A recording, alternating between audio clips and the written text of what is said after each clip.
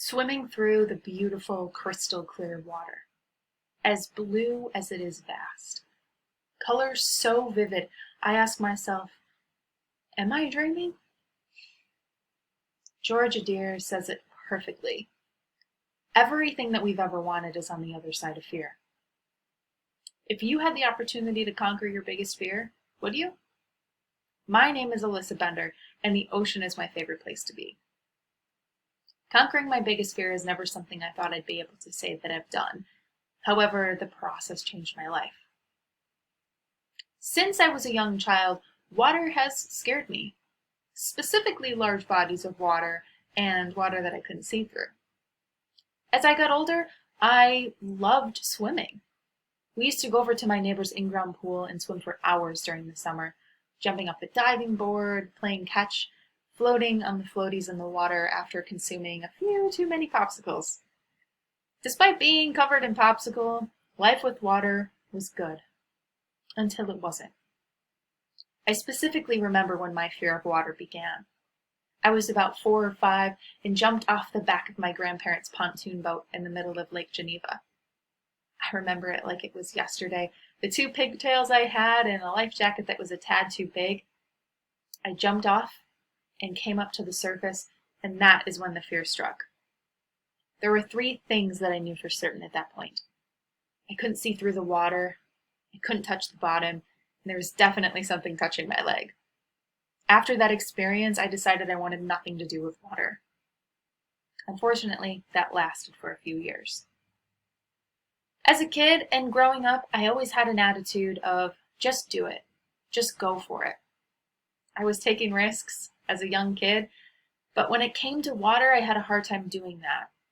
There was one scenario I remember where I convinced myself to go into a pretty much guaranteed snake-ridden river in Osceola, Wisconsin, because I was desperate to get myself out of the fear. See, when I was younger, I used to watch DPT documentaries about scuba diving, and was fascinated by the animals and the sea life and the plants that were in the water, and I wanted to experience that, but I was too afraid. In August of 2018, my fear met its match. I got to spend 1 month in Hawaii, and it was one of the greatest months of my life. I told myself off the bat I was going to accept any adventure that came my way. One of those adventures was scuba diving, and really eager to go on the inside, I had to question myself. I was like, am I going to do this? And I did it. And instantly, as soon as I laid my eyes on the beautiful, insanely intricate patterns of the coral reef, I was in love. So in love, in fact, that I didn't come up to check my surroundings for about an hour.